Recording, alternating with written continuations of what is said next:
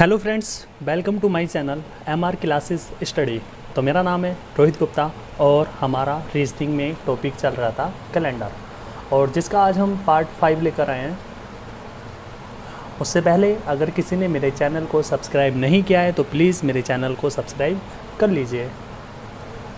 तो इस पार्ट में आज हम बात करेंगे जो रेफरेंस कैलेंडर पर बेस्ड जो क्वेश्चंस आते हैं वो किस प्रकार से आते हैं, उनको कैसे सोल्व किया जाता है और कितने टाइप के वो होते हैं। तो बे क्वेश्चंस जो होते हैं वो 3 टाइप्स के होते हैं, जिनमें फर्स्ट टाइप क्या होता है। तो फर्स्ट टाइप होता है जिसमें डेट एंड मंथ्स सेम होती है। मैं यहाँ लिख देता हूँ, डेट एंड मंथ्स, मंथ जो होते हैं वो सेम होते हैं और ईयर जो होता है वो डिफरेंट होता है, मतलब डिफरेंट होता है, अलग अलग होते हैं। ठीक है। इसमें दूसरा टाइप जो बनता है वो ये बनता है कि उसमें क्या होता है ना कि ईयर होते हैं same and date and month होते हैं डिफरेंट।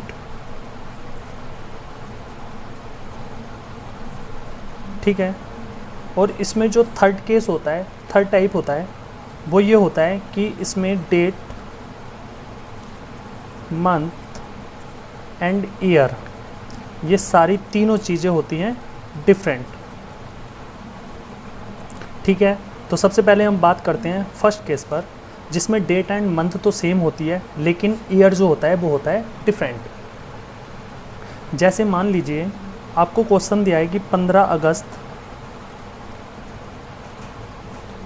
2015 को दिन है फ्राइडे, दिन है शुक्रवार, और आपसे पूछा है कि बताइए 15 अगस्त 2027 को कौन सा दिन होगा।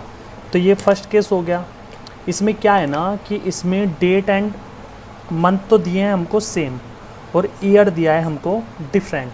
तो इस प्रकार के क्वेश्चन को कैसे किया जाता है, तो हमें इसमें क्या देखना होता है कि हम देख रहे हैं कि ये दोनों चीज़ें तो हैं सेम, सालों में डिफरेंस देख लेंगे हम कि सालों में जो अंतर आ रहा है वो कितना आ रहा है वर्षों में। तो यहाँ पे 27 में से 15 जाएगा तो बचेंगे 12।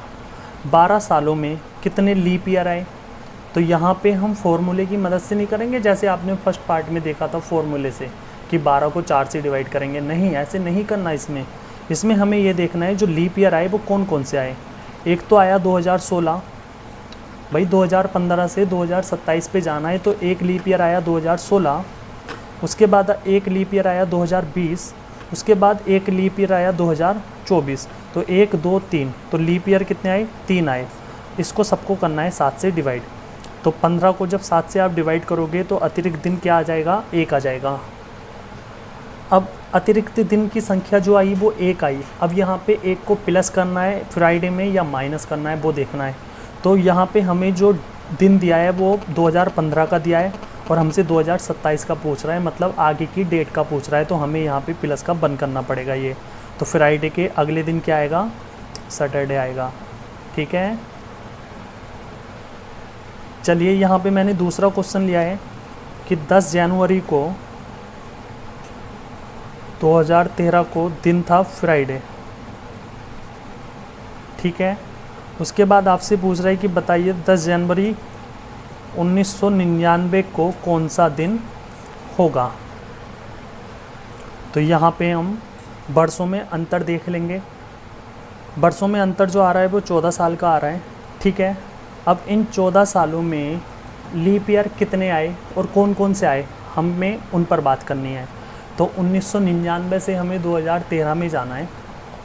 तो हम कहेंगे एक पूरा 2000 जो है वो एक लीप ईयर है, उसके बाद 2004 भी एक लीप ईयर है, उसके बाद 2008 भी एक लीप ईयर है, उसके बाद 2012 भी एक लीप ईयर है। बस। तो यहाँ पे 1999 और 2013 के बीच में जो लीप ईयर आए वो आए 4। तो अतिरिक्त दिन आ गए 18 और 18 को 7 से डिवाइड करोगे तो अतिरिक्त दिनों की संख्या आ जाएगी 4। अब यहाँ पे इस 4 को फ्राइडे में प्लस करना है या माइनस करना है। तो यहाँ पे 2013 का दिन दिया है और 1999 का पूछ रहा है, मतलब पीछे की डेट का पूछ रहा है तो फ्राइडे में 4 कर दीजिए माइनस, मतलब फ्राइडे से 4 दिन पहले कौन सा दिन था। तो या तो फ्राइडे में 4 दिन पीछे चले जाइए या फ्राइडे में 3 दिन आगे चले जाइए, क्योंकि 4 और 3 का योगफल कितना होता है, 7 होता है। तो शुक्रवार से 3 दिन आगे जाओगे, शनिवार, इतवार, सोमवार, तो हम कह सकते हैं कि 10 जनवरी 1999 को जो दिन रहा होगा वो सोमवार था। ठीक है, या हम ऐसे भी बता सकते हैं कि फ्राइडे से 4 दिन पहले जो था वो सोमवार था। मान लीजिए क्वेश्चन है कि 10 जनवरी 2004 को दिन था सैटरडे। ठीक है, और आपसे पूछ रहा है कि बताइए 10 जनवरी 2016 को कौन सा दिन होगा। तो चलिए मैं इसको सोल्व करने के लिए आपको 1 मिनट का टाइम दे देता हूँ। 1 मिनट में आप सोल्व कीजिए। इतने में एक गाना गुनगुना देता हूँ, और अगर आप गाने को समझ जाओ तो कमेंट बॉक्स में मुझे बताना मैंने कौन सा गाना गुनगुनाया था। तो चलिए मैं स्टार्ट करता हूँ गाना गुनगुनाना।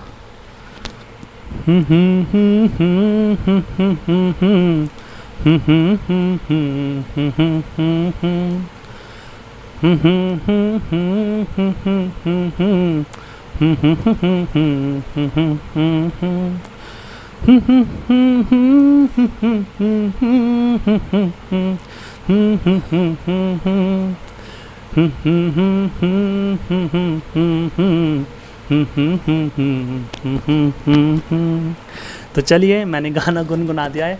अगर आप पहचान लिया है आपने गाने को तो मुझे कमेंट बॉक्स में करके बताना कौन सा गाना मैंने गुनगुनाया था। तो चलिए वैसे भी आपका टाइम अब ख़त्म हो चुका है। अब इस क्वेश्चन को मैं ही बता देता हूँ। हम यहाँ पे देख रहे हैं डेट और मंथ तो हैं समान, तो हम क्या करेंगे, वर्षों में क्या अंतर है, 16 में से 4 गए 12। अब 2004 से 2016 के बीच में कितने लीप ईयर आए, तो आपको बहुत ध्यान से सुनिए ये चीज़। हम बात कर रहे हैं 10 जनवरी 2004 की। 2004 से हमें 2016 में जाना है, मतलब अभी 2004 की फरवरी रह गई, और 2004 जो है वो एक लीप ईयर है।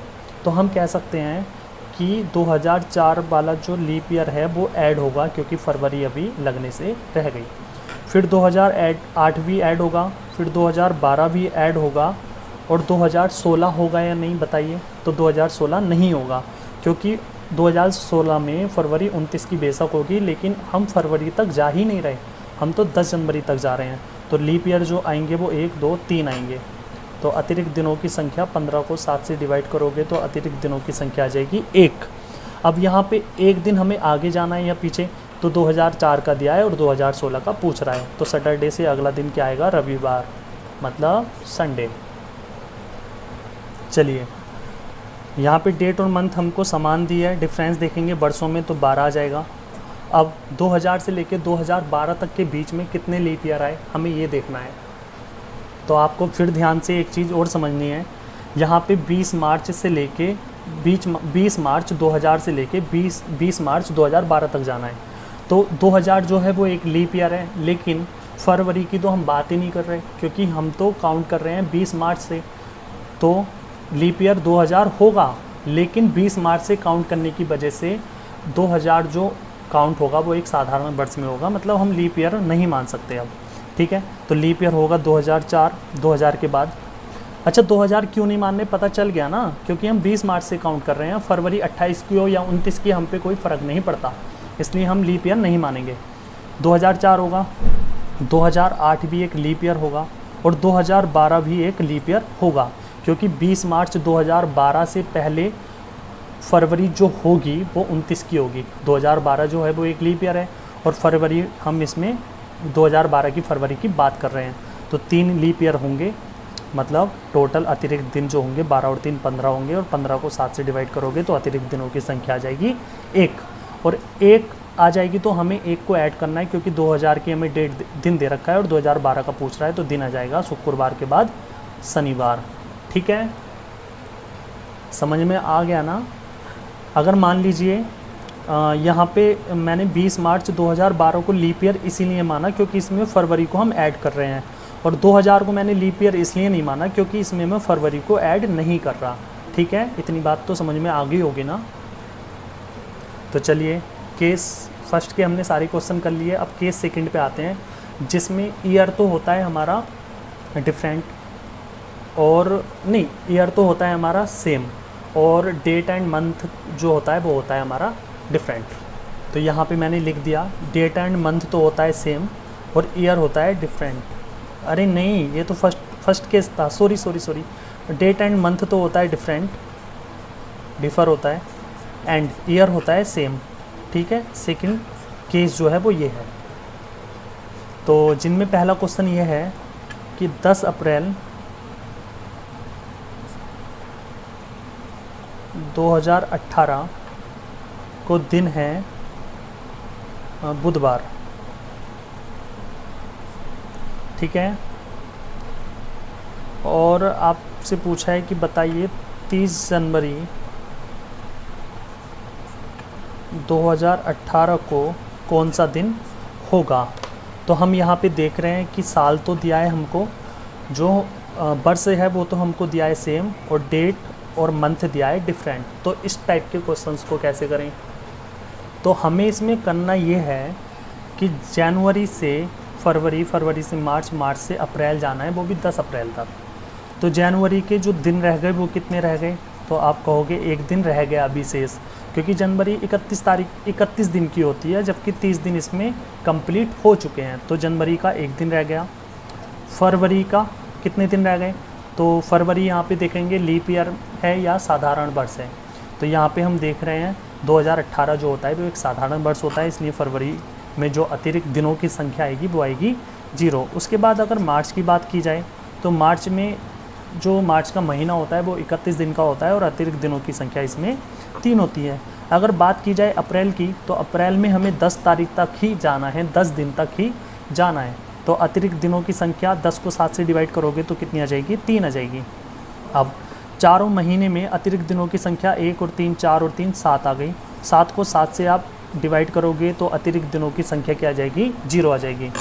तो जब 0 आ जाएगी तो 10 अप्रैल 2018 को बुधवार था, तो 30 जनवरी 2018 को भी क्या होगा, बुधवार होगा।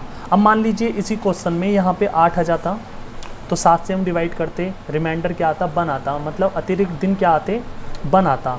तो अब हमें यहाँ पे 1 को माइनस करना पड़ता, क्योंकि 10 अप्रैल की हमें डेट दी है और पीछे की डेट पूछ रहा है 30 जनवरी की, तो बुधवार से पहले यहाँ पे मंगलवार आ जाता, ठीक है। मान लीजिए क्वेश्चन ये है कि 5 मई 2016 को दिन था सोमवार या मंडे, ठीक है। उसके बाद हमसे पूछ रहा है कि बताइए 25 फरवरी 2016 को कौन सा दिन होगा, हमसे ये पूछा है। तो यहाँ पे हमें फरवरी से मई तक जाना है। अब फरवरी यहाँ पे जो होगी वो 28 की होगी या 29 की, तो 2016 जो होता है एक लीप वर्ष होता है, इसलिए फरवरी जो होगी वो 29 की होगी, और 25 दिन इसमें निकल गए, तो अतिरिक्त दिनों की संख्या फरवरी में 4 रह गई, ठीक है। फिर आए मार्च में 3 रह गई, अप्रैल में आए तो अप्रैल में 2, और मई में तो 5 दिन तक जाना है, 5, ठीक है। उसके बाद 7 ये हो गए कंप्लीट, 7 ये हो गए, 7 और 7 14 होते ना, काउंट करके 14 को 7 से डिवाइड करते हो तो रिमाइंडर 0 ही आता।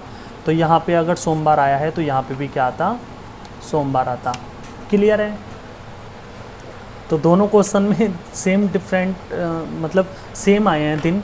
अब ऐसा करते हैं ना, इसी क्वेश्चन में थोड़ा सा चेंज कर लेते हैं।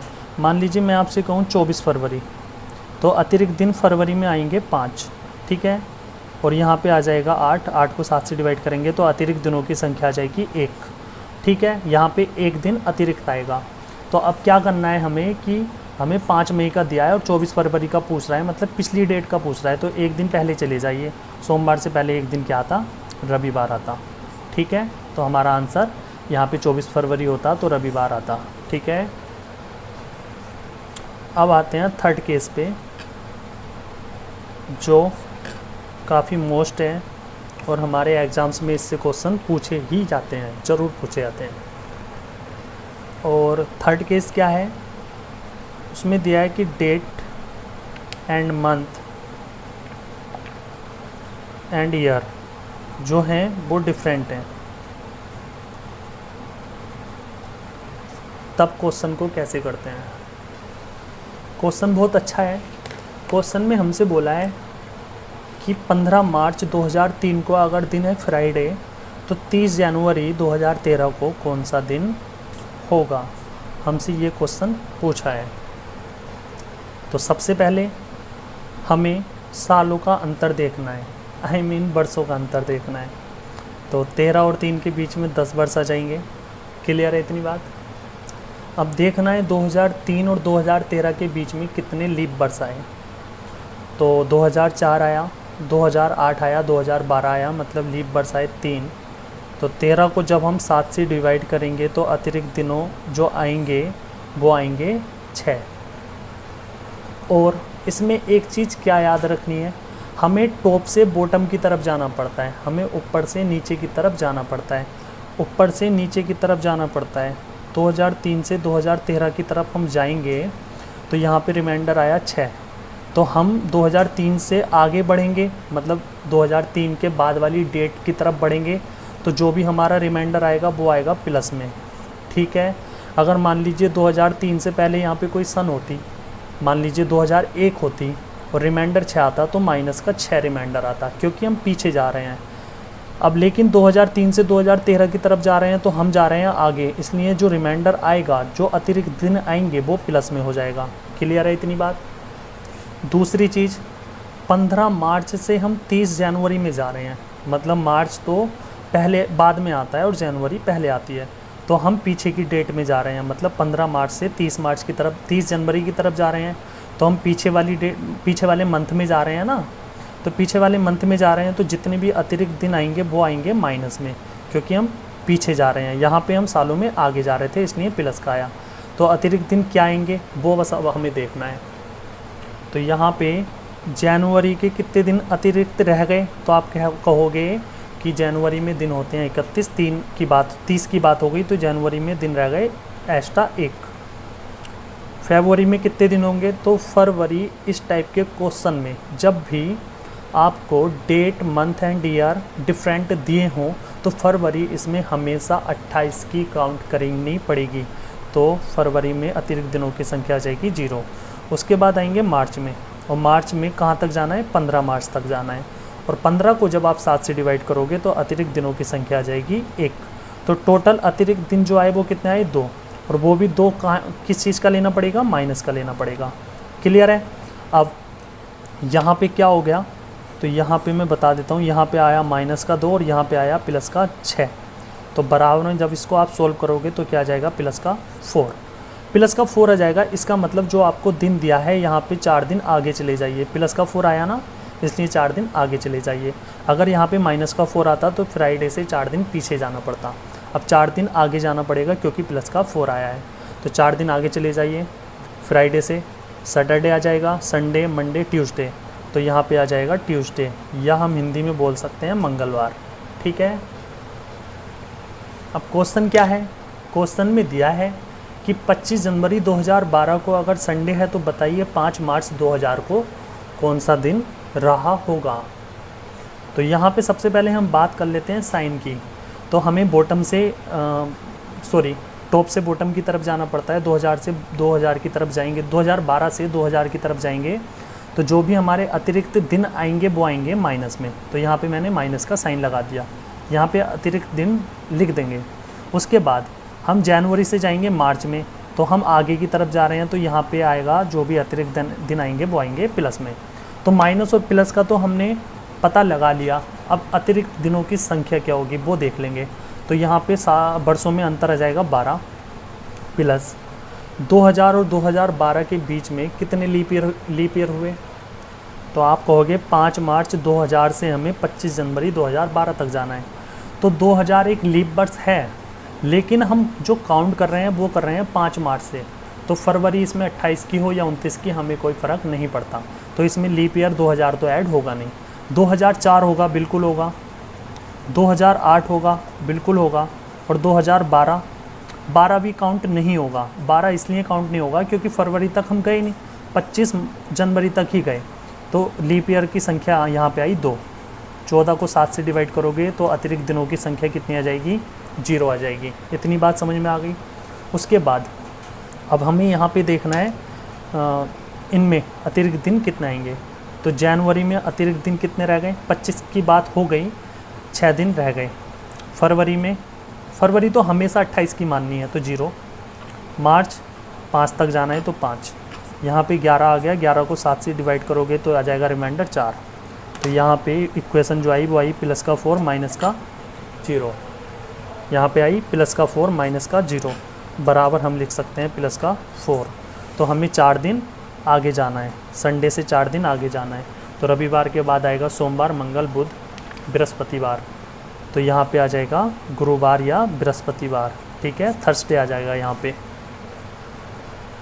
चलिए थर्ड टाइप का लास्ट क्वेश्चन और देख लेंगे हम। हमें दिया है कि 20 जनवरी 2004 को जो दिन था वो था संडे, और हमसे कह रहा है कि बताइए 20 मार्च 2012 को जो दिन होगा वो क्या होगा, हमसे ये पूछा है। तो यहाँ पे सबसे पहले हम देख लेंगे साइन कौन कौन से आएंगे। तो 2004 से 2012 की तरफ जा रहे हैं तो प्लस का साइन आएगा, जो भी रिमाइंडर आएगा, हमें नहीं पता क्या रिमाइंडर आएगा, क्या अतिरिक्त दिन आएंगे, लेकिन प्लस के आएंगे जो भी आएंगे। उसके बाद जनवरी से मार्च में जाएंगे तो भी प्लस के दिन आएंगे, तो दोनों साइन यहाँ पे प्लस प्लस के हो गए, ठीक है।